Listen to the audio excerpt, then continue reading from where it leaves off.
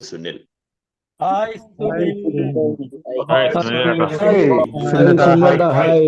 Thank you everybody. വളരെ സന്തോഷം ഒരിക്കൽ കൂടി എല്ലാവരോടൊപ്പമായിരിക്കാനും ചില അനുഭവങ്ങൾ പങ്കുവെക്കാനുമുള്ള അവസരം ഉണ്ടായതിന് കൂട്ടായ്മയോടും ഇതിൽ ഉൾപ്പെട്ടിരിക്കുന്നവരോടും ആ വലിയ ശക്തിയോടുമുള്ള നന്ദി ഈ സമയം അറിയിക്കുകയാണ്. ഞാൻ മുൻപ് ഒക്കെ പറഞ്ഞിട്ടുള്ളത് പോലെ തന്നെ ഒരിക്കലും ഇതൊരു വിഷയ അവതരണമല്ല. അത്തരം കാര്യങ്ങളിൽ വിശ്വാസവും താല്പര്യമില്ലെന്ന് ഞാൻ പറഞ്ഞിട്ടുണ്ട്. അതുകൊണ്ട് തന്നെ നമ്മൾ സംസാരിക്കുന്നത് അപ്പം എന്തായാലും എയുടെ ഏതെങ്കിലും ഒരു തത്വങ്ങളെ കുറിച്ചല്ല. ആ തത്വം എൻ്റെ ജീവിതത്തിൽ എനിക്ക് എത്രമാത്രം പ്രാവർത്തികമാക്കാൻ പറ്റി, അത് എന്നിൽ എങ്ങനെ പ്രവർത്തിച്ചു, അത് എൻ്റെ ഒരു അനുഭവമായിട്ട് എല്ലാവരുടെ ഒപ്പം ചേർന്ന് നിന്നുകൊണ്ട് പങ്കുവെക്കുക എന്നുള്ളത് മാത്രമേ ഉദ്ദേശിക്കുന്നുള്ളൂ. കേൾക്കാമല്ലോ അല്ലേ? കേൾക്കാൻ പറ്റുന്നില്ലേ? ഓക്കെ. അപ്പൊ നമ്മൾ ഇന്ന് ഇതിൻ്റെ അകത്ത് ഷെയർ ചെയ്യപ്പെടുന്നത് വൈകാരിക സുബോധാവസ്ഥ. ഇത് ഒരുപാട് കാരിൽ നിന്നും ഒരുപാട് ഘട്ടങ്ങളിൽ നമ്മൾ ഇതിൻ്റെ അകത്ത് കേട്ടിട്ടുള്ള ഒരു കാര്യം തന്നെയാണ്. വീണ്ടും രാമേട്ടൻ ഇന്നലെ അതിനെക്കുറിച്ച് പറഞ്ഞപ്പോഴും എനിക്കും പെട്ടെന്ന് മനസ്സിലേക്ക് വന്ന ഒരു ചിന്തയും അത് തന്നെയായിരുന്നു.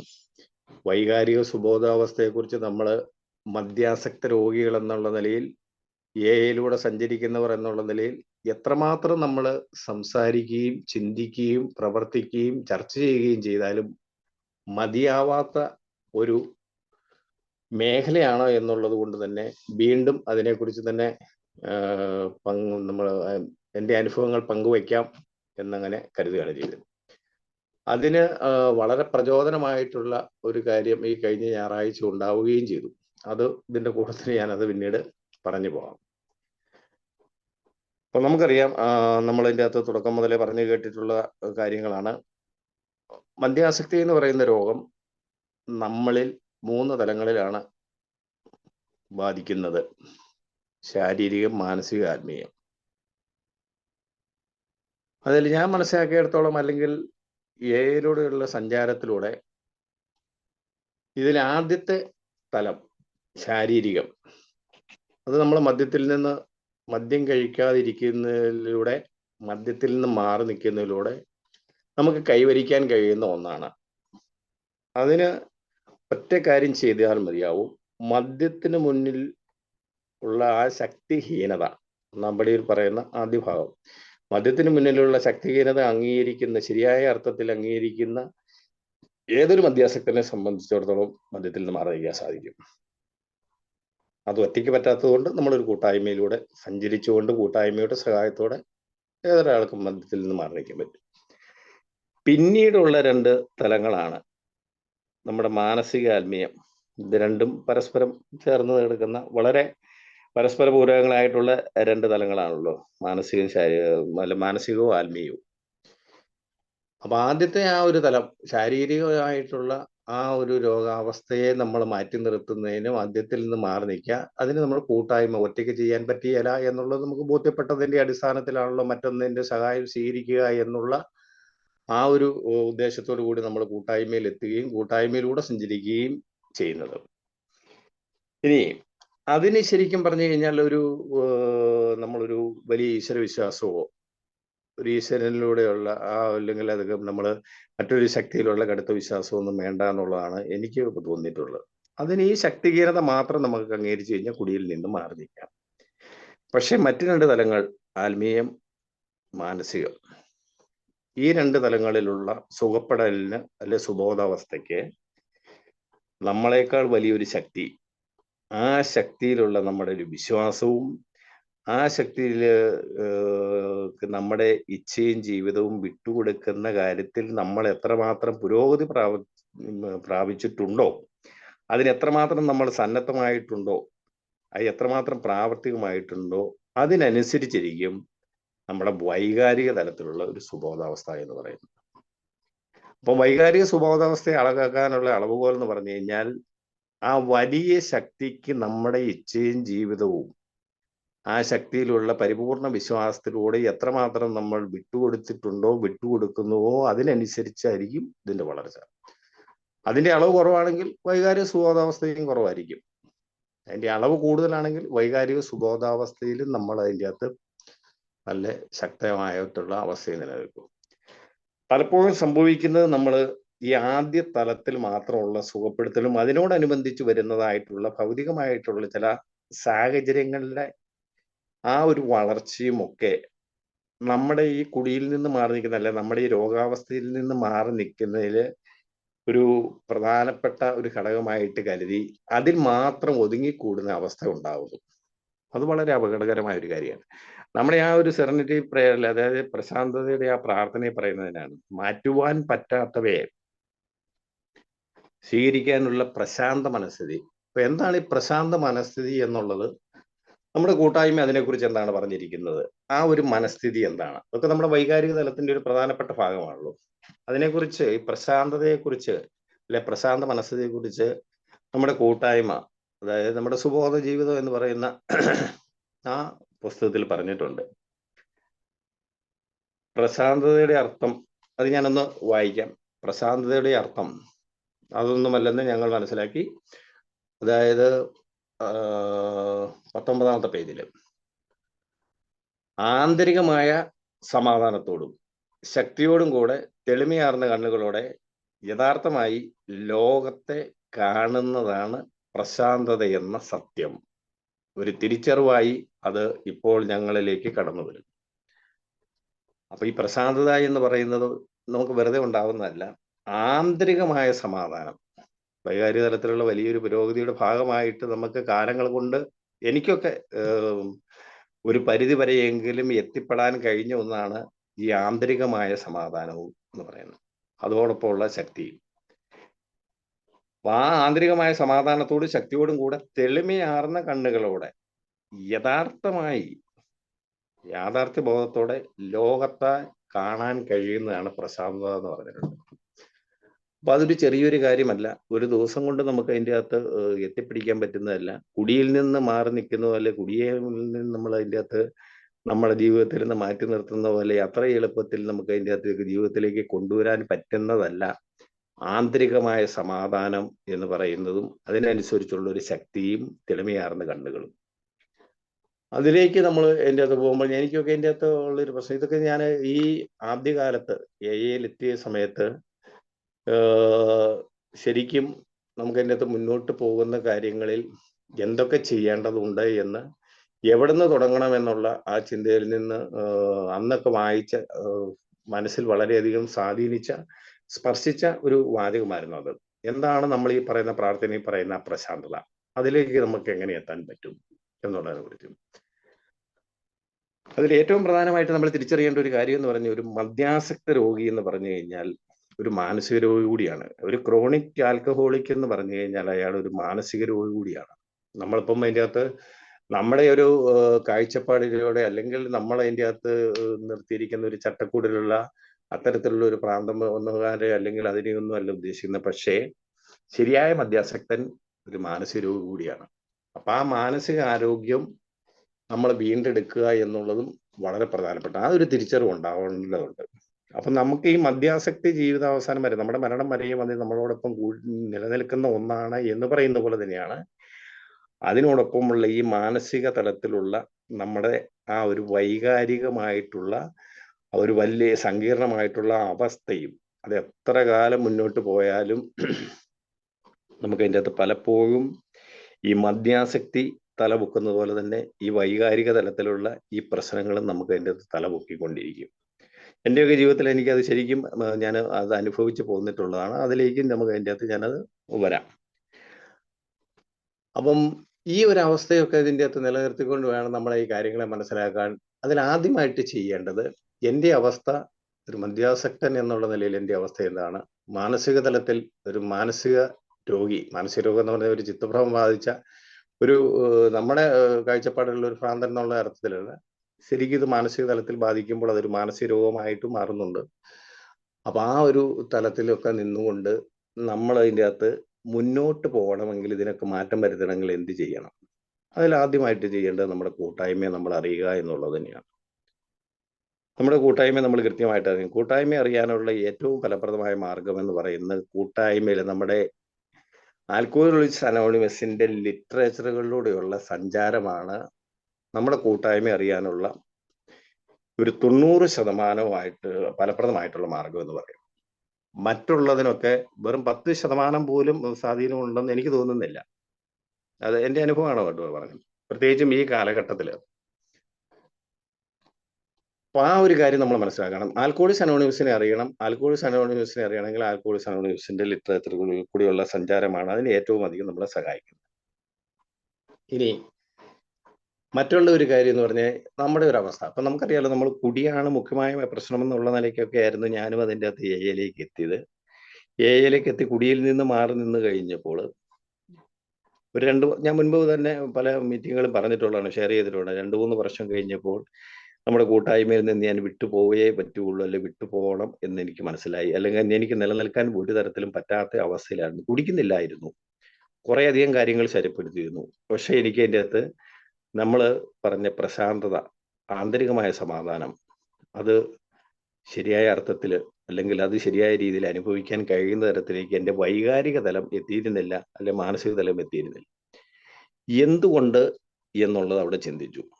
എന്തുകൊണ്ട് ഞാൻ കൂട്ടായ്മയിൽ എത്തിയിട്ടും കുടിയിൽ നിന്ന്, നമുക്കറിയാമല്ലോ, നമ്മൾ പണ്ടും പറഞ്ഞ് കേട്ടിട്ടുള്ള കാര്യം, കൂട്ടായ്മയിൽ എത്തിയ കാലം വരെ നമ്മൾ പറഞ്ഞു കേട്ടിട്ടുള്ളതാണ്. കുടിക്കാത്ത കുടിയന്റെ മാനസികാവസ്ഥ എന്ന് പറയുന്നത് ഏറ്റവും ദയനീയമായിട്ടുള്ള, പരിതാപകരമായിട്ടുള്ള ഒരു മാനസികാവസ്ഥയായിരിക്കും. ആ അവസ്ഥയിൽ കുടിക്കാതിരിക്കൽ മാത്രമല്ലായിരുന്നു കേട്ടോ, ഒരുപാട് കാര്യങ്ങൾ പ്രത്യക്ഷത്തിൽ നമുക്ക് അപകടകരമായിട്ടുണ്ടെന്ന് തോന്നി, അല്ലെങ്കിൽ ശരിപ്പെടുത്തേണ്ടത് തോന്നി മുൻഗണനകൾ നൽകിക്കൊണ്ട് നമ്മൾ മാറ്റം വരുത്തേണ്ട കാര്യങ്ങൾ, അത് മാനസികമായിട്ട് നമ്മുടെ മനോഭാവത്തിലാവട്ടെ പ്രവൃത്തിയിലാവട്ടെ, ആ മാറ്റങ്ങളൊക്കെ വരുത്തിയിരുന്നു. ആ മാറ്റങ്ങൾക്ക് വിധേയമാവാൻ തയ്യാറായിരുന്നു. അതിനുവേണ്ടി ശക്തമായിട്ട് ശ്രമിച്ച് പ്രാവർത്തികമാക്കുകയും ചെയ്തിരുന്നു. എങ്കിലും ഒരു ഒരു പരിധിക്കപ്പുറമായിട്ടുള്ള ഒരു സമാധാനം ഉണ്ടാവുന്നില്ല. അങ്ങനെ ഒരു ഘട്ടത്തിൽ ഇതിൽ നിന്ന് വിട്ടുപോകേണ്ടി വരുമെന്ന് തോന്നുന്നു. പക്ഷെ വിട്ടുപോയിട്ടും പ്രത്യേകിച്ച് ഒന്നും ചെയ്യാനില്ല. കാരണം എന്താ കഴിഞ്ഞാൽ, കുടിച്ചുകൊണ്ടിരുന്ന കാലഘട്ടത്തിൽ ഒരു മരണമോ ഒരു ആത്മഹത്യ പോലും പല ഘട്ടങ്ങളിലും ചിന്തിച്ച ഒരു ആത്മഹത്യയുടെ അത് നടപ്പാക്കാൻ തീരുമാനിച്ചതിന്റെ പിറ്റേ ദിവസമാണ് ഞാൻ ശരിക്കും പറഞ്ഞു കഴിഞ്ഞാൽ AA മീറ്റിങ്ങിൽ ആദ്യമായിട്ട് എത്തിപ്പെടുന്നത്, 2013. അപ്പം അതുകൊണ്ട് വീണ്ടും കുടിയിലേക്ക് തിരിച്ചു പോകുക എന്നുള്ളത് മാത്രമല്ല, മരണത്തിലേക്കുള്ളൊരു തിരിച്ചുപോക്ക് പോലും മുൻപുണ്ടായിരുന്ന അവസ്ഥയേക്കാൾ കൂടുതൽ പരിതാപകരമായിരിക്കും, സങ്കീർണമായിരിക്കും എന്നുള്ളത് കൊണ്ട് തന്നെ എങ്ങനെയും നിലനിന്നേ മതിയാവുള്ളൂ.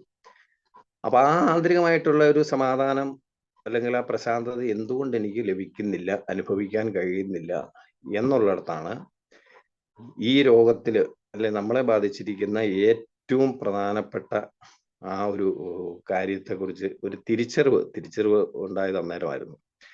അത് മറ്റൊന്നും ആയിരുന്നില്ല. ഞാൻ കുടിക്കുന്നില്ല, പ്രത്യക്ഷത്തിലുള്ള എൻ്റെ പ്രശ്നങ്ങൾ പരിഹരിക്കുന്നതിനുള്ള ശ്രമങ്ങൾ നടത്തിയിട്ടുണ്ട്, പ്രാവർത്തികമാക്കിയിട്ടുണ്ട്.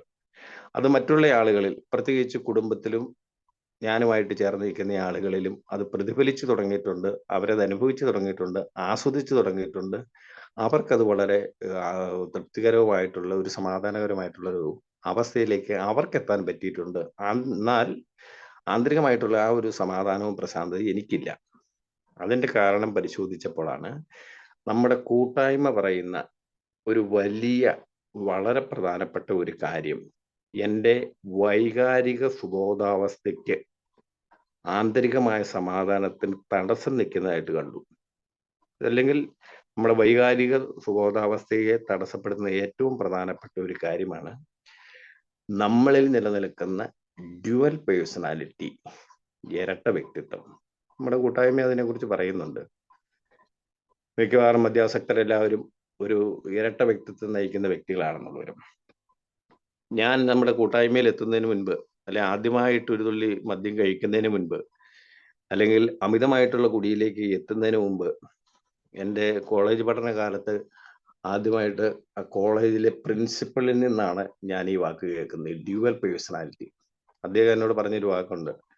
ഈ പഠിക്കുന്ന കാലത്ത് തന്നെ വളരെ വിദ്യാർത്ഥി രാഷ്ട്രീയവും കാര്യങ്ങളും ഒക്കെ ആയിട്ട് ബന്ധപ്പെട്ട് നിന്നുകൊണ്ട് പല പ്രശ്നങ്ങളിലും അന്നൊക്കെ കൊണ്ട് തലവെക്കുകയും പല ഘട്ടങ്ങളിലും സസ്പെൻഷനിലാവുകയൊക്കെ ചെയ്യുന്ന ഒരു സമയം ഉണ്ടായിരുന്നു. ആ സമയത്ത് അദ്ദേഹം പറഞ്ഞ ഒരു വാക്കുണ്ടായിരുന്നു, 1987 ഇതിനൊക്കെ ഒരു ഡ്യുവൽ പേഴ്സണാലിറ്റി ആണെന്നുള്ളത് അദ്ദേഹം അന്ന് പറഞ്ഞത്. അന്ന് ഞാനത് അത്ര അതിന്റെ ആ ശരിയായ അർത്ഥം എനിക്ക് അതേ രീതിയിൽ മനസ്സിലാക്കാൻ പറ്റി. ഒരു ഇരട്ട വ്യക്തിത്വമാണ് അദ്ദേഹം അതിൻ്റെ കൊണ്ട് അർത്ഥമാക്കിയെന്ന് എനിക്ക് മനസ്സിലായി. അതുകൊണ്ട് ഞാൻ ഈ വാക്ക് നേരത്തെ കേട്ടിരുന്നു. അതിനുശേഷമാണ് ഞാൻ ആദ്യമായിട്ട് മദ്യപിക്കുന്നതും പിന്നെ ഈ അമിത മദ്യത്തിലേക്ക് പോകുന്നതും നമ്മുടെ കൂട്ടായ്മയിലേക്ക് എത്തുന്നതും. അപ്പൊ ഞാനത് കഴിഞ്ഞപ്പോ ഈ അദ്ദേഹം അന്ന് പറഞ്ഞ, നമ്മുടെ കൂട്ടായ്മ പറഞ്ഞ ഈ ഡ്യുവൽ പേഴ്സണാലിറ്റി അല്ലേ എൻ്റെ വൈകാരിക സുബോധാവസ്ഥയ്ക്ക് തടസ്സമായി നിൽക്കുന്നത്. ആ ഒരു ഇരട്ട വ്യക്തിത്വം, എന്നെ പുറമേ കാണുന്ന ആളുകൾ എന്നെ പുറമേ അതിൻ്റെ അകത്ത് കണ്ടുകൊണ്ടിരിക്കുന്ന, അല്ലെ ഞാൻ പുറമേ കാണിക്കുന്ന ആ വ്യക്തിത്വവും എൻ്റെ ഉള്ളിൻ്റെ ഉള്ളിൽ എൻ്റെതായ മാനസിക വിചാരങ്ങളും അത്തരത്തിലുള്ള പ്രവൃത്തികളും അത്തരത്തിലൊരു ജീവിതവുമായിട്ട് ഞാൻ വളരെ കരുതലോടെ വളരെ ഗോപ്യമായി സൂക്ഷിച്ചു വെച്ചിരിക്കുന്ന എൻ്റെ പ്രത്യക്ഷത്തിലുള്ളതിനേക്കാൾ വലിയ ഭീമാകാരമായിട്ടുള്ള മറ്റൊരു വ്യക്തിത്വത്തെ, ഒരു ഡ്യുവൽ പേഴ്സണാലിറ്റിയെ എൻ്റെ ഉള്ളിൻ്റെ ഉള്ളിൽ നല്ല രീതിയിൽ ഞാൻ വളർത്തി വലുതാക്കി വെച്ചിട്ടുണ്ട് എന്ന് എനിക്ക് തിരിച്ചറിയാൻ പറ്റി. ആ ഒരു ഇരട്ട വ്യക്തിത്വം അല്ലെ എൻ്റെ ഉള്ളിൻ്റെ ഉള്ളിൽ ഞാൻ പുറമെ ആളുകളുടെ മുൻപിൽ വളരെ മാന്യതനാണെന്നും വളരെ എല്ലാ തരത്തിലും അതിൻ്റെ അകത്ത് അംഗീകരിക്കപ്പെട്ടവനാണെന്നും ഒക്കെ അതിൻ്റെ അകത്ത് വരുത്തി തീർക്കാൻ വേണ്ടി ശ്രമിച്ചപ്പോഴും എൻ്റെ ഉള്ളിൻ്റെ ഉള്ളിൽ ഞാൻ എന്താണെന്ന് കൃത്യമായിട്ട് എനിക്ക് ബോധ്യമുള്ള മറ്റൊരു വ്യക്തിത്വത്തെ ഞാൻ അതിൻ്റെ അകത്ത് മനസ്സിൽ വളർത്തിക്കൊണ്ട് വന്നിരുന്നു. അതെൻ്റെ പ്രത്യക്ഷത്തിലുള്ള ആ രൂപത്തിനേക്കാൾ വലിയ ഒന്നായിരുന്നു. വളരെ വലിപ്പമുള്ള ഭീകരമായിട്ടുള്ള മറ്റൊരു വ്യക്തിത്വമായിരുന്നു എൻ്റെ ഉള്ളിൽ നിലനിൽക്കുന്ന എനിക്ക് ബോധ്യപ്പെട്ടു. ആ വ്യക്തിത്വത്തിൽ എന്തെങ്കിലും മാറ്റം ഞാൻ കൂട്ടായ്മയിൽ എത്തിയതിന് ശേഷം ഉണ്ടായിട്ടുണ്ടോ എന്നുള്ള വളരെ സത്യസന്ധമായിട്ട് വലിയ ഒരു വിലയിരുത്തൽ. അത് പടികളൊന്നും അല്ലായിരുന്നു കേട്ടോ, 4-ാം പടിയൊന്നും അല്ലായിരുന്നു. ശരിക്കും ചെയ്തു കഴിഞ്ഞാൽ ആ വ്യക്തിത്വത്തെ ഒന്ന് വിലയിരുത്തുക. പ്രത്യക്ഷത്തിലുള്ള എൻ്റെ ഒരു പ്രശ്നമായിരുന്നുള്ള മദ്യപാനത്തെ നിലയിൽ മാറ്റി നിർത്തിയിട്ടുണ്ട്. ഉള്ളിലുള്ള ആ വ്യക്തിത്വത്തിന് എന്തെല്ലാം കാര്യങ്ങൾ ചെയ്തുകൊണ്ടിരിക്കുന്നു, അതൊക്കെ ഞാൻ കുടി അമിതമായതിന് ശേഷം തുടങ്ങിയതോ തുടർന്നതോ വളർത്തിയതോ പുതുതായി എത്തിപ്പെട്ടതോ ആയ കാര്യങ്ങളാണോ എന്ന് ഞാൻ വളരെ കൃത്യമായിട്ട് വിലയിരുത്തി. അപ്പം കുടി എന്ന് പറയുന്നത് ഒരു ചെറിയ കാലയളവ്, ഞാൻ അതിൻ്റെ അകത്ത് മുൻപ് പറഞ്ഞു പോയിട്ടുള്ളത് പോലെ ശരിക്കും പറഞ്ഞാൽ ഒരു 25-ാമത്തെ വയസ്സ് 24-ാമത്തെ വയസ്സിന്റെ ഒരു അവസാന ഘട്ടം മുതൽ ഒരു 38-40 വയസ്സിന്റെ അവിടം വരെ അതിൻ്റെ അകത്ത് അത്രയും കാലഘട്ടത്തിൽ കുടിച്ചിട്ടുള്ളൂ. അതിൽ അവസാനത്തെ ഒരു 4 വർഷം മാത്രമേ മോശപ്പെട്ട അവസ്ഥയിലേക്ക് പോയിട്ടുള്ളതായിരുന്നു. പക്ഷേ എന്നിലുള്ള ഇരട്ട വ്യക്തിത്വം ഒരുപാട് കാര്യങ്ങൾ എൻ്റെ ചെറുപ്പം മുതലേ അതിൻ്റെ അകത്ത് എൻ്റെ ഉള്ളിൽ കൊണ്ടു നടക്കുന്ന ആ കാര്യങ്ങൾ ആ വ്യക്തിത്വം വഹിക്കുന്നുണ്ട്, ചുമക്കുന്നുണ്ട്, അല്ലെങ്കിൽ തുടരുന്നുണ്ട്, പ്രാവർത്തികമാക്കുന്നുണ്ട് എന്ന് എനിക്ക് കൃത്യമായിട്ടും തിരിച്ചറിഞ്ഞു. അതിൽ ഏറ്റവും പ്രധാനമായിട്ടുള്ളത് നമ്മുടെ പറയാനുള്ള ജന്മവാസനകൾ, സ്വഭാവ വൈകല്യങ്ങൾ, സ്വഭാവ ദൂഷ്യങ്ങൾ, അത്തരത്തിൽ ശരിക്കും ഒരുപാട് കാര്യങ്ങൾ മദ്യാസക്തൻ എന്നുള്ള ആ ഒരു അവസ്ഥയിലേക്ക് ഞാൻ എത്തുന്നതിന് മുൻപേ തന്നെ എന്നിൽ ഉള്ളിൽ ആരംഭിക്കുകയോ വളരുകയോ അത് ഏറ്റക്കുറച്ചിലുകളോടെ വളരെ ശക്തമായിട്ട് നിലനിൽക്കുകയോ അതിലൂടെയൊക്കെ ഞാൻ സഞ്ചരിക്കുകയോ ചെയ്തുകൊണ്ടിരുന്നു. എൻ്റെ കുടിയിൽ നിന്നുള്ള മാറി നിൽക്കലിലൂടെ അല്ലെങ്കിൽ കുടിയിൽ നിന്ന് മുടി ഞാൻ മാറ്റി നിർത്തിയപ്പോൾ ഈ പറയുന്ന എൻ്റെ ഉള്ളിലുള്ള വ്യക്തിത്വത്തിൽ ഞാൻ വളരെ ഗോപ്യമായി വളരെ രഹസ്യമായിട്ട് സൂക്ഷിച്ചിരിക്കുന്ന ആ വ്യക്തിത്വം ഇതെല്ലാം എത്തിയതിന് ശേഷവും തുടർന്നുകൊണ്ടിരിക്കുന്നു എന്നെനിക്ക് മനസ്സിലായി. പല കാര്യങ്ങളും ഞാൻ അതിൻ്റെ അകത്ത് ചെയ്തിരുന്നു. ചെയ്യാൻ പാടില്ലാത്ത പല കാര്യങ്ങളും അതിൻ്റെ അകത്ത് ചെയ്തുകൊണ്ടേയിരുന്നു. മനസാക്ഷിക്ക് വിരുദ്ധം ഞാനത് കുടിക്കുന്ന സമയത്തോ അല്ലെങ്കിൽ കുടിക്കുന്ന സമയത്തോ എന്നുള്ള ന്യായീകരണത്തിലേക്കൊന്നും പോകുന്നില്ല. അത് ചെയ്ത കാലഘട്ടത്തിലൊക്കെ അതിനകത്ത് വ്യക്തമായിട്ടുള്ള ന്യായീകരണങ്ങളിലൂടെ വഴിവിട്ട സ്വഭാവ ദൂഷ്യങ്ങളുടേതായ കുറേ അധികം കാര്യങ്ങളിലൂടെ ഈ കുടിയിലേക്ക് വരുന്നതിന് മുമ്പ് സഞ്ചരിച്ചിരുന്നു. എത്തിയതിന് ശേഷവും ഞാൻ തുടർന്നു. പക്ഷെ എത്തി എൻ്റെ മനോഭാവത്തിലൊക്കെ ചെറിയ മാറ്റങ്ങളൊക്കെ വന്നു തുടങ്ങി കഴിഞ്ഞപ്പോൾ ജീവിതത്തിൽ അല്ലെങ്കിൽ പലതും ഞാൻ എൻ്റെ പല കാര്യങ്ങളും ഇനി അങ്ങോട്ട് മാറ്റേണ്ടതുണ്ട് എന്നുള്ളത് എൻ്റെ പ്രവൃത്തിപഥത്തിലേക്ക് കൊണ്ടുവന്ന് തുടങ്ങി കഴിഞ്ഞപ്പോൾ ഞാൻ ഈ ചെയ്യുന്ന പല കാര്യങ്ങളിലും എനിക്ക് മനസാക്ഷിക്കുത്തുണ്ടാക്കാൻ തുടങ്ങി. അതായിരുന്നു എൻ്റെ ആ സമാധാനക്കേടിന്റെ മുഖ്യമായിട്ടുള്ള പ്രശ്നം. അപ്പം ഞാൻ അതിൻ്റെ അകത്ത് ശരിക്കും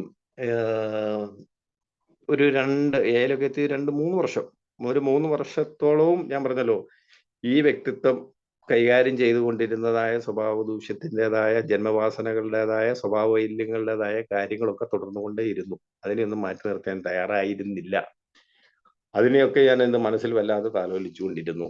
അങ്ങനെ ഒരു ഘട്ടത്തിൽ ഒരു 3 വർഷമൊക്കെ കഴിഞ്ഞപ്പോൾ ഒരു ദിവസം അത്തരത്തിലൊരു പ്രവൃത്തിയുടെ ഭാഗമായിട്ട് ഞാൻ അതിൽ നിന്നൊക്കെ കഴിഞ്ഞ് ഞാൻ ശരിക്കും വീട്ടിലേക്കുള്ള തിരിച്ചുള്ള യാത്രയിൽ എനിക്കത് മുൻപൊരിക്കലും ഉണ്ടാവാത്ത രീതിയിലുള്ള ഭയങ്കരമായൊരു കുറ്റബോധം, കടുത്തൊരു കുറ്റബോധം ഉണ്ടായി. അപ്പം ശരിക്കും ഞാന് ഒരു കോട്ടയം അപ്പറയാണ് അന്നേരം ആ സമയത്ത്. ഇവിടെ എൻ്റെ വീടിൻ്റെ ഇവിടുന്ന് കൂത്താട്ടുകുളത്ത് നിന്ന് ഏകദേശം ഒരു 45 കിലോമീറ്ററിന് അപ്പറയിൽ നിന്നാണ് ഞാൻ ഇങ്ങോട്ട് യാത്ര ചെയ്ത് വീട്ടിലേക്ക് വരുന്നത്. അപ്പം 2 കാര്യങ്ങളായിരുന്നു എനിക്കുണ്ടായത്. ഭയങ്കരമായിട്ടുള്ള ഒരു കുറ്റബോധം എൻ്റെ മനസ്സിലൂടെ കടന്നു പോയിക്കൊണ്ടിരിക്കുന്നു. വീട്ടിലേക്ക് എത്തിക്കഴിഞ്ഞപ്പോൾ മുൻപ് എന്നത്തേക്കാളും ഉപരിയായിട്ട് ഭാര്യയെ ഫേസ് ചെയ്യാൻ ഒക്കെ ഉള്ള വല്ലാത്തൊരു വിഷമം. അപ്പൊ ഏതെങ്കിലും ഒരു ഘട്ടത്തിൽ ഈ 45 കിലോമീറ്ററിനുള്ളിൽ എവിടെയെങ്കിലും വെച്ച് ഞാൻ ഇറങ്ങി കുടിച്ചു പോകുമോ എന്ന് പോലും ഞാൻ ചിന്തിക്കുന്ന തരത്തിലേക്ക് എൻ്റെ മാനസികാവസ്ഥ വന്നു. കുറ്റബോധം എന്നെ എത്തിച്ചു.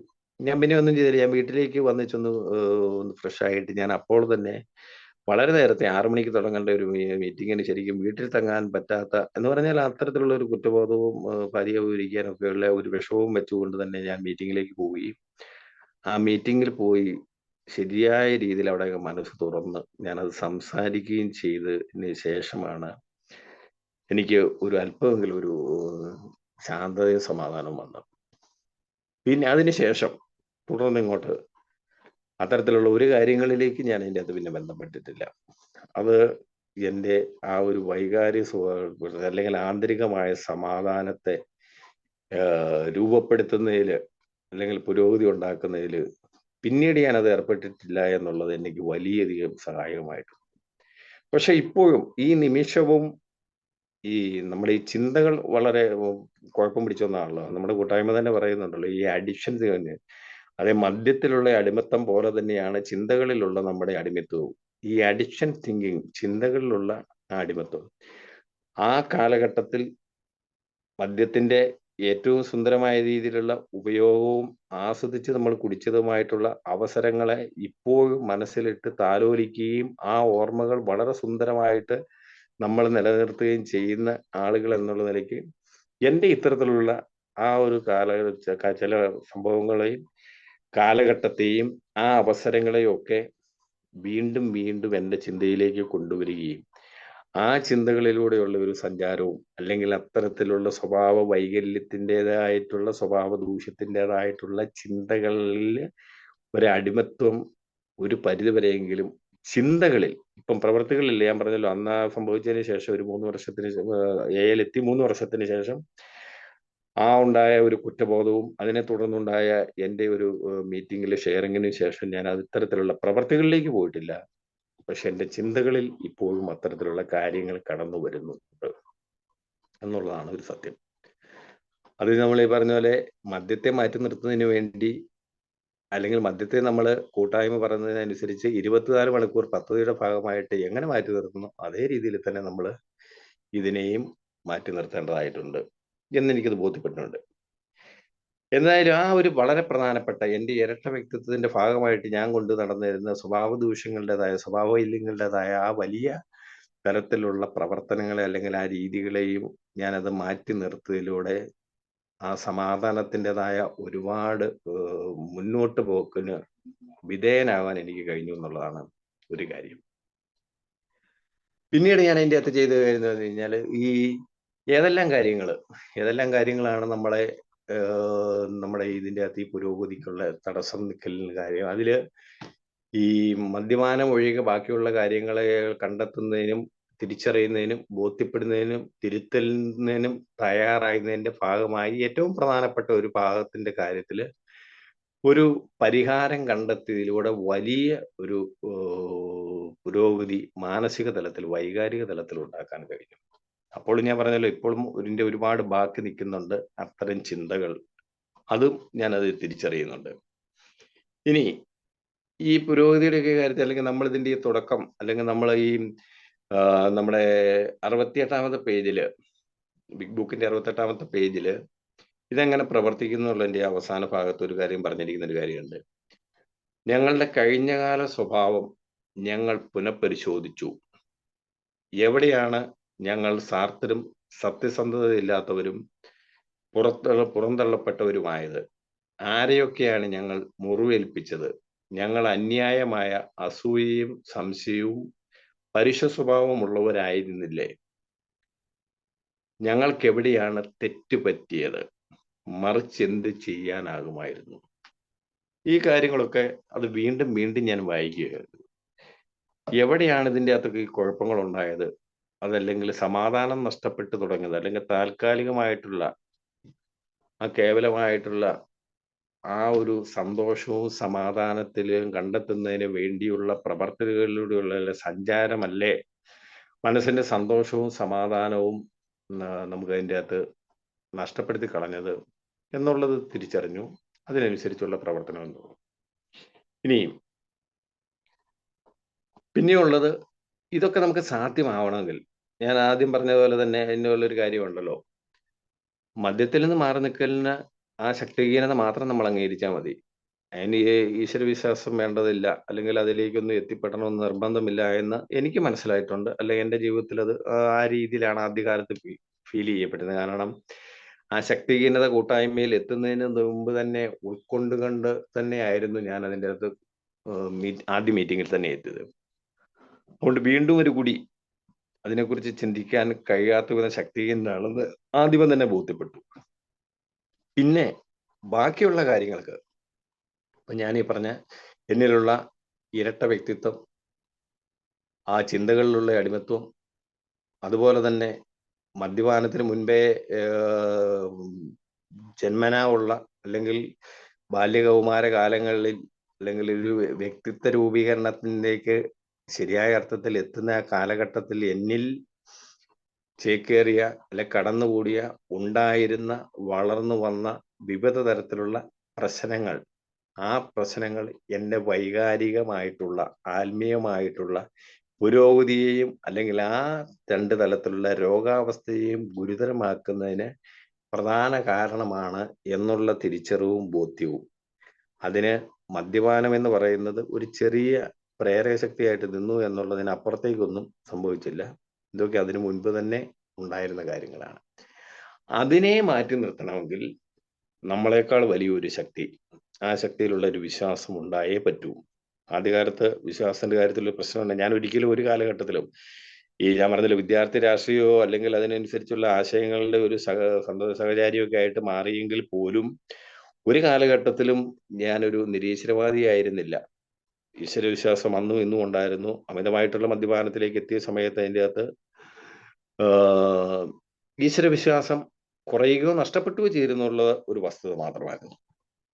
കാരണം അങ്ങതിലേക്കൊക്കെ പോകാനുള്ള ഒരു അവസ്ഥ എന്താണെന്ന് വെച്ച് കഴിഞ്ഞാൽ, പിന്നീട് ഏതെങ്കിലും തരത്തിൽ ഈ മദ്യപാനത്തിൽ നിന്ന് മാറി നിൽക്കണം എന്നുള്ളവർ ഒറ്റ പ്രാർത്ഥനയും ആ ഒരു വ്യവസ്ഥയും ആ ഒരു കണ്ടീഷനും ആ ആവശ്യവും ആയിട്ടായിരുന്നു ദൈവസന്നിധിയിലേക്ക് എത്തിപ്പെട്ടിരുന്നത്. അല്ലെങ്കിൽ ദൈവത്തിന് മുന്നിൽ ആ കാര്യം മാത്രം അതിൻ്റെ അകത്തൊരു ഡിമാൻഡായിട്ട് വെക്കുന്ന ഒരു അവസ്ഥ എത്തുകയും അതിലൊന്നും ഫലം കാണാതെ വരികയും ചെയ്ത ഒരു ഘട്ടത്തിൽ ആ വിശ്വാസത്തിൽ കുറവ് വരികയോ നഷ്ടപ്പെടുകയോ ചെയ്തിട്ടുണ്ടായിരുന്നോ എന്നുള്ളതല്ലാണ്ട് നിരീശ്വരവാദം ഒരിക്കലും ഉണ്ടായിരുന്നില്ല.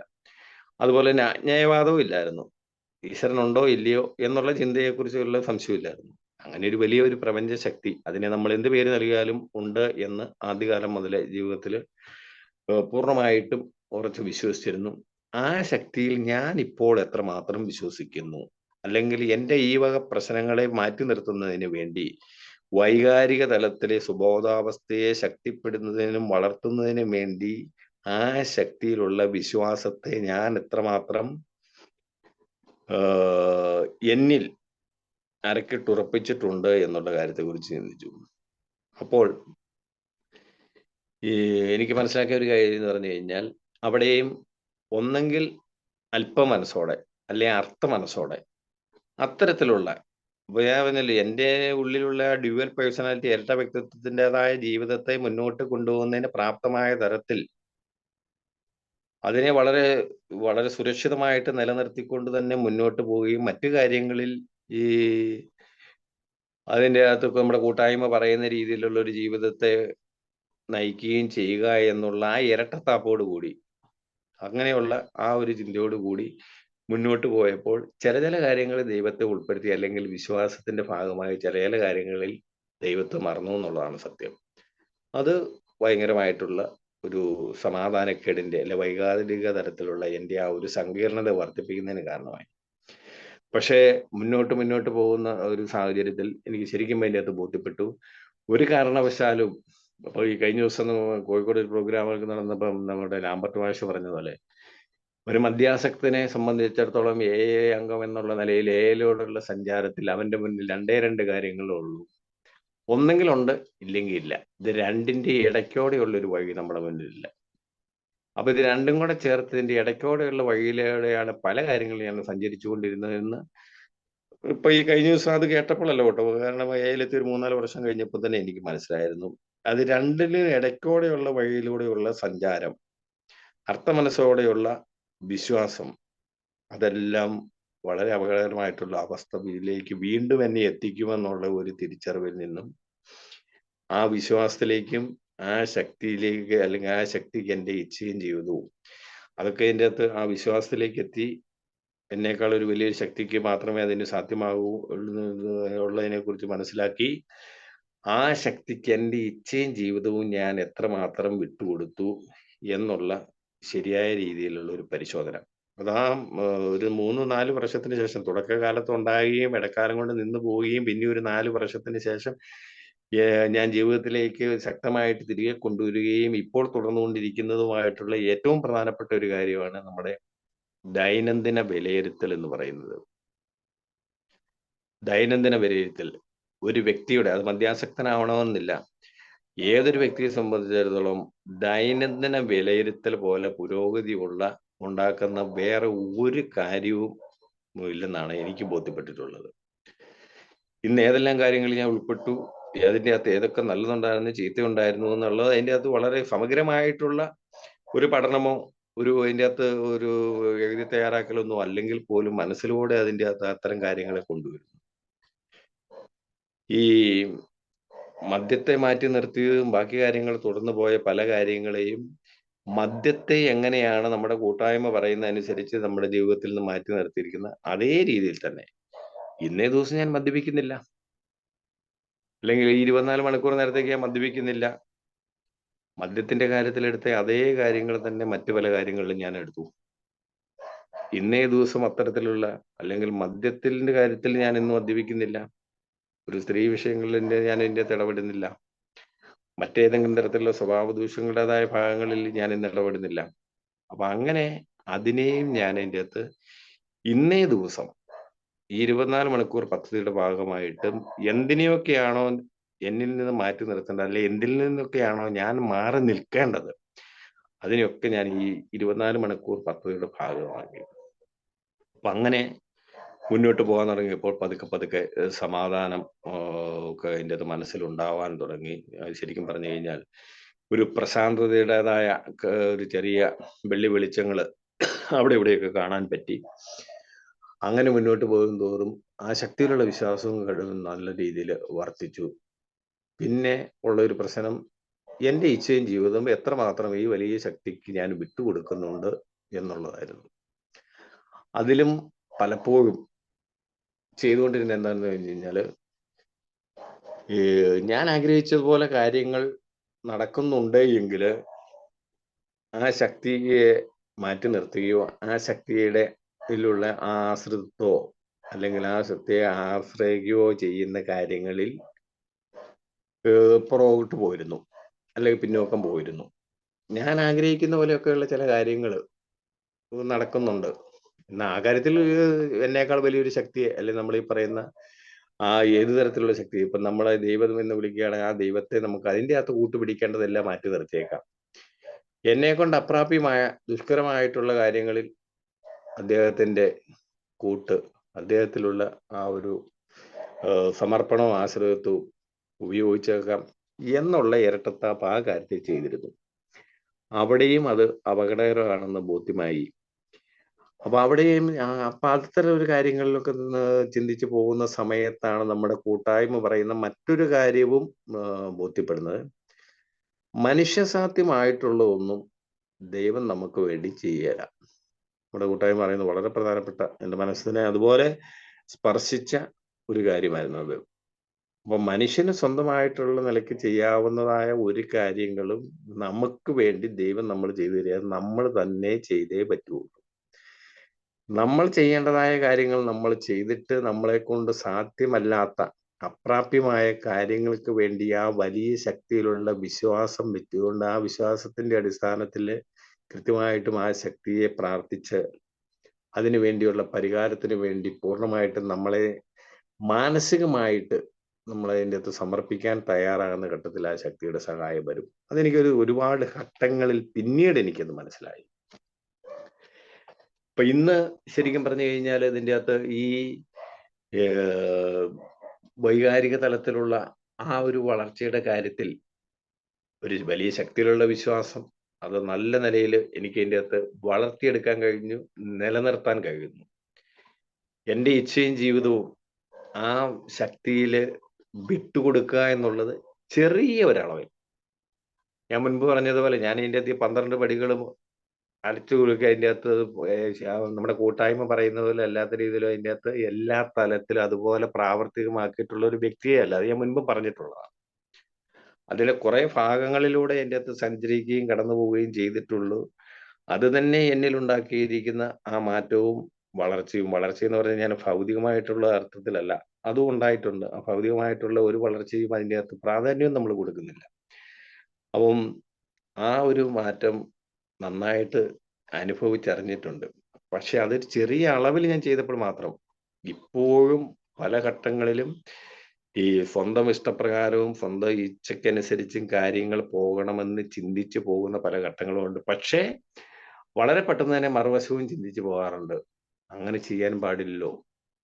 അതുകൊണ്ട് തന്നെ രാവിലെ തന്നെ ഈ പ്രാർത്ഥനയ്ക്കൊക്കെ ശേഷം ഇന്നേ ദിവസം സംഭവിക്കുന്ന കാര്യങ്ങൾ അത് എന്തു തന്നെയാണെങ്കിലും അത് എൻ്റെ ഇച്ഛയ്ക്ക് അനുസരിച്ചുള്ളതാണെങ്കിലും അല്ലെങ്കിലും അതിനെ പൂർണ്ണമായിട്ട് ഉൾക്കൊള്ളാൻ കഴിയുന്ന ഒരു മാനസികാവസ്ഥ എനിക്ക് ഉണ്ടാക്കി തരണേ എന്ന് മനസ്സിൽ അതിൻ്റെ അകത്തൊരു പ്രാർത്ഥനയായിട്ട് തന്നെ ആ വലിയ ശക്തിയുടെ മുന്നിൽ സമർപ്പിച്ചുകൊണ്ടാണ് ഒരു ദിവസം തുടങ്ങുന്നത്. അതുകൊണ്ട് തന്നെ പലപ്പോഴും അതിൻ്റെ അകത്ത് നെഗറ്റീവായിട്ടോ അല്ലെങ്കിൽ നമ്മൾ പ്രതീക്ഷിച്ചതുപോലെ അതുകൊണ്ട് തന്നെ അതിൻ്റെ അത് അമിതമായിട്ട് ഇന്ന രീതിയിൽ കാര്യങ്ങൾ പോകണമെന്നുള്ള ചിന്തയും വരാറില്ല. ഇനി അങ്ങനെ വിപരീതമായിട്ട് സംഭവിച്ചാൽ പോലും ആ ശക്തിയുടെ തീരുമാനം ഈ രീതിയിൽ നടക്കണമെന്നായിരുന്നു എന്ന് ഉൾക്കൊള്ളാനും മനസ്സിലാക്കാനും തിരിച്ചറിയാനും കഴിയുന്ന ഒരു മാനസിക തലത്തിലേക്ക്, വൈകാരിക തലത്തിലേക്ക് എത്താൻ കഴിഞ്ഞു എന്നുള്ളതാണ് മറ്റൊരു പ്രധാനപ്പെട്ട കാര്യം എന്ന് പറയുന്നത്. ഇനി ഈ മദ്യാസക്തി എന്ന് പറയുന്ന രോഗത്തില് പോലെ തന്നെ നമ്മുടെ വൈകാരിക തലത്തിലുള്ള ആ പ്രശ്നങ്ങളും വൈകാരിക സ്വബോധാവസ്ഥയുടെ കാര്യത്തില് ആ തലത്തിലുള്ള നമ്മുടെ ഒരു പോരായ്മ എന്ന് പറഞ്ഞാൽ ഏറ്റവും സെൻസിറ്റീവ് ആയിട്ടുള്ളൊരു മാനസികാവസ്ഥയാണല്ലോ നമുക്കുള്ളത്. ഇത് പലപ്പോഴും തലപൊക്കും. എൻ്റെ ജീവിതത്തിൽ ഇത് ഉണ്ടായിട്ടുണ്ട്.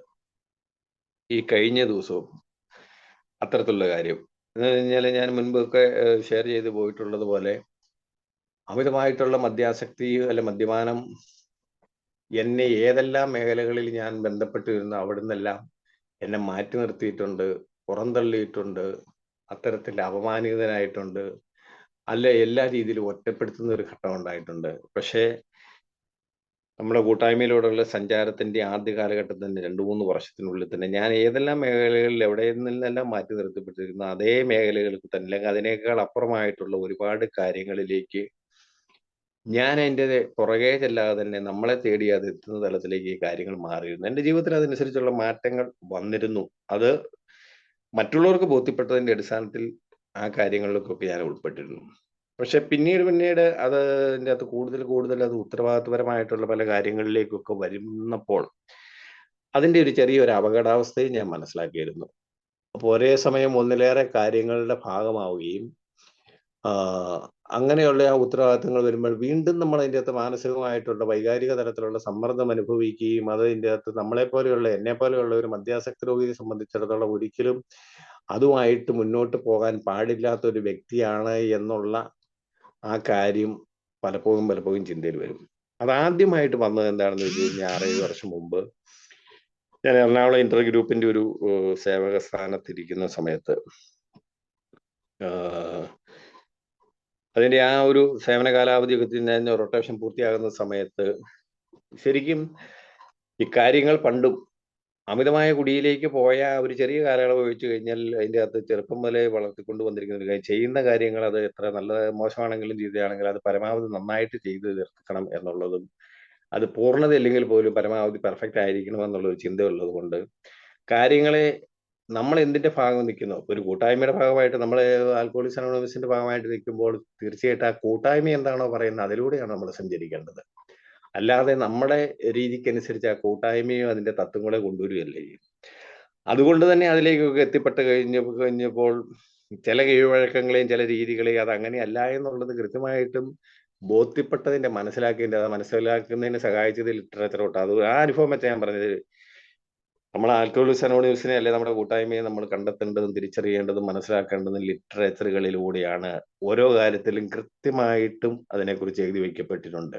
ഏതിനെ സംബന്ധിച്ച് കൂട്ടായ്മയായിട്ട് ബന്ധപ്പെട്ട് ഒരു മദ്യാസക്ത രോഗിയെ സംബന്ധിച്ചിടത്തോളം മനസ്സിലാക്കേണ്ട മുഴുവൻ കാര്യങ്ങളും അതിൻ്റെതായ ലിറ്ററേച്ചറുകളിൽ ഉണ്ട്. അപ്പൊ അങ്ങനെ അതിൻ്റെതായ കൂട്ടായ്മയുടെ രീതികളിലേക്ക് പോകുന്നപ്പോഴത്തെ സ്വാഭാവികമായിട്ടും ഇന്നത്തെ തരത്തിലേക്കുള്ള വഷളായിട്ടുള്ള അവസ്ഥയിലേക്കൊന്നും നമ്മുടെ കൂട്ടായ്മയിലെ കാര്യങ്ങളൊന്നും പോയിട്ടൊന്നുമില്ല. അത് ഇത്രമാത്രം സംഘടിതമായിട്ട്, പ്രത്യേകിച്ച് എറണാകുളം ജില്ലയിലൊന്നും ഈ സംഘടിതമായ പരിപാടിയൊന്നും ഇല്ലാത്തൊരു സമയത്താണ് ഞാൻ അതിന്റെ ഒരു ഭാഗമായിട്ട് സർവീസിലേക്ക് വരുന്നത്. പക്ഷെ അത് അതിന്റെ ഒരു ഘട്ടത്തിൽ പോലും ഞാനത് വല്ലാത്ത രീതിയിലുള്ള വൈകാരിക തലത്തിൽ വല്ലാതെ ബുദ്ധിമുട്ടി കഴിഞ്ഞപ്പോൾ, മാനസിക സമ്മർദ്ദം അനുഭവിച്ചൊരു ഘട്ടത്തിൽ അന്ന് അതിന്റെ ഇന്റർ ഗ്രൂപ്പിന്റെ സെക്രട്ടറി ആയിരുന്ന ഇപ്പോഴത്തെ നമ്മുടെ ഡെലിഗേറ്റ് ആയിട്ട് ടോണി ചേട്ടനോട് ഞാൻ പറഞ്ഞു, ടോണി ചേട്ടൻ, ഞാൻ ഇനി കുടിക്കാതിരിക്കാൻ വേണ്ടിയാണ് എയിൽ വന്നത്. പക്ഷെ ഞാൻ ഇനിയും ഇതിൽ ഇതിന്റെ അകത്ത് ഈ പറയുന്ന ഒരു സേവകൻ എന്നുള്ള നിലയ്ക്ക് തുടരുകയാണെങ്കിൽ കുടിച്ചു പോകുമെന്ന് ഞാൻ വല്ലാതെ ഭയപ്പെടുന്നുണ്ടെന്ന് ഞാൻ അദ്ദേഹവുമായിട്ട് ഒരു ദിവസം സംസാരിച്ചു. അപ്പൊ ഒരു 5 മാസം കൂടെ അതിന്റെ അകത്ത് കാലാവധി തീരാനുണ്ടായിരുന്നുള്ളൂ. എന്തായാലും 5 മാസങ്ങൾക്ക് ശേഷം അതൊരു വലിയൊരു ഭാരം ഇറക്കി വെച്ചതുപോലെയാണ് ഞാൻ അതിന്റെ തിരിഞ്ഞിറങ്ങുകയും ചെയ്തത്. അപ്പൊ ഈ വൈകാരിക തലത്തിൽ ഒരു മദ്യാസക്തന്റെ ആ വൈകാരികമായിട്ടുള്ള പ്രശ്നങ്ങളെ അതിന്റെ അകത്ത് കാലങ്ങൾ മുന്നോട്ട് പോയാലും അതിന്റെ സുഖപ്പെടുത്തലും ശരിപ്പെടുത്തലും ഒക്കെ നടക്കുമ്പോഴും ഒരു 4 എടുത്താൽ മതി. ആ ഒരു സുഖപ്പെടുത്തലും കാര്യങ്ങളും ഒക്കെ അതിന്റെ ഇടയ്ക്ക് വൈഫ് ഇൻസുലിൻ എടുക്കുന്നതിന്റെ ഒരു ഡോസ് ചോദിക്കാൻ വേണ്ടി വന്നുപോയി. അപ്പം ചെറുതായിട്ടൊന്ന് ശബ്ദം അതിന്റെ ആ ശ്രദ്ധയൊന്ന് മാറിപ്പോയി. അപ്പം പിന്നീട് പല ഘട്ടങ്ങളിലും ഇത്തരത്തിലുള്ള വൈകാരികമായിട്ടുള്ള ഈ സമ്മർദ്ദങ്ങളുടെ ഭാഗമാകാൻ നമുക്ക് പാടില്ല എന്ന് പിന്നീട് പല ഘട്ടങ്ങളിലും ബോധ്യപ്പെട്ടു. ആ ഒരു ബോധ്യപ്പെടൽ കുറച്ചുകൂടെ നമുക്ക് ഇതിന്റെ അകത്ത് മനസ്സിലാക്കി തരുന്ന രീതിയിലായിരുന്നു കഴിഞ്ഞ ഞായറാഴ്ച കോഴിക്കോട് നമ്മുടെ ലാംബർട്ട് മാഷിന്റെ ആയിട്ട് ബന്ധപ്പെട്ട ഈ പടികളുടെ ഒരു പ്രോഗ്രാം അവിടെ നടന്നുകൊണ്ടിരിക്കുന്നത്. അതിന്റെ ഒരു മുഖ്യ സംഘാടകനായിട്ടുള്ള പ്രമോദ് ചേട്ടനൊക്കെ ഇതിന്റെ അകത്ത് ഇരിപ്പുണ്ടല്ലോ. അതില് നമ്മളെ മീറ്റിങ്ങിൽ പങ്കെടുക്കുന്ന പല ആളുകളെയും കഴിഞ്ഞ ഒരു 3 മാസക്കാലമായിട്ട് അവിടെ വെച്ച് കാണാനും പറ്റുന്നുണ്ട്. അവിടെ വെച്ച് മാഷ് പറഞ്ഞ ഒരു സംഭവം അതെന്റെ മനസ്സിനെ വല്ലാതെ സ്ട്രൈക്ക് ചെയ്തു. അല്ലെ എന്റെ ജീവിതാനുഭവങ്ങളുമായിട്ട് വല്ലാതെ ചേർന്ന് പോകുന്ന ഒരു കാര്യമാണ്. അദ്ദേഹം പറഞ്ഞ വേറൊന്നുമല്ല, അദ്ദേഹം ഒരു കോളേജ് അധ്യാപകനായിരുന്നു. അല്ല മറ്റൊരു അംഗത്തെക്കുറിച്ച് നല്ലൊരു കാര്യത്തെക്കുറിച്ച് നല്ലൊരു കാര്യം ഒരു നല്ല കാരൻ പറഞ്ഞതായതുകൊണ്ടും അത് എന്റെ ജീവിതത്തെ സ്വാധീനിച്ച ഒരു അനുഭവം ആയതുകൊണ്ടും ഞാനത് പങ്കുവെച്ചു പോവുകയാണ്. അദ്ദേഹം പറഞ്ഞൊരു കാര്യം, അദ്ദേഹം പഠിപ്പിച്ചുകൊണ്ടിരുന്ന കോളേജിന്റെ പ്രിൻസിപ്പളായിട്ട് താൽക്കാലികമായിട്ട് ചുമതലയേൽക്കാൻ മാനേജ്മെന്റ് അദ്ദേഹത്തെ തെരഞ്ഞെടുത്ത ഒരു ഘട്ടമുണ്ടായിരുന്നു. ആ ഒരു ഘട്ടത്തിൽ പക്വത വന്ന, ഇരുത്തം വന്ന, അതല്ലെങ്കിൽ ഏത് തരത്തിലുള്ള പൊസിഷനിലേക്കോ അല്ലെ പദവികളിലേക്കോ അക്കാദമിക തലത്തിലേക്കോ ഒക്കെ നമ്മൾ ഉയർന്നിട്ടുണ്ടെങ്കിലും അടിസ്ഥാനപരമായിട്ട് ഞാനൊരു മദ്യാസക്ത രോഗിയാണെന്നും ആ ഒരു തിരിച്ചറിവും അത്തരത്തിലുള്ള ഒരു വൈകാരിക അവസ്ഥ നിലനിർത്തിക്കൊണ്ട് വഹിച്ചുകൊണ്ട് പോകുന്ന ഒരാളെന്ന നിലയിൽ കൃത്യമായ ഒരു ബോധ്യപ്പെടലുള്ളത് കൊണ്ടും മാഷ് അതിൻ്റെ അകത്ത് ആ പ്രിൻസിപ്പൽ സ്ഥാനം നിഷേധിച്ചു എന്നാണ് പറഞ്ഞത്. കാരണം അത്രയും ഉത്തരവാദിത്തപ്പെട്ടമായ ഒരു കാര്യം ഏറ്റെടുക്കാൻ പറ്റുന്ന ഒരു വൈകാരിക തലം, മാനസിക തലം ഉള്ള ആളല്ല മാഷെന്ന് അദ്ദേഹത്തിന് ബോധ്യപ്പെട്ട് എന്നുള്ളത് കൊണ്ട് അദ്ദേഹം അത് വേണ്ടെന്ന് വെച്ചതാണ്. എങ്കിലും പിന്നെ അതൊന്ന് ഒരു ഘട്ടത്തിൽ അത് നിവൃത്തിയില്ലാതെ ഒഴിവാക്കാൻ പറ്റാത്ത രീതിയിൽ ഒരു മാനേജ്മെന്റ് സ്ഥാപനമാണെന്നുള്ള നിലയിൽ ചെറിയൊരു കാലയളവിലേക്ക് അദ്ദേഹം അത് വഹിക്കുകയും അത് ഉണ്ടാക്കിയ ചില നെഗറ്റീവ് ഇമ്പാക്റ്റുകളെ കുറിച്ചും അദ്ദേഹം പറയുകയും ചെയ്തു.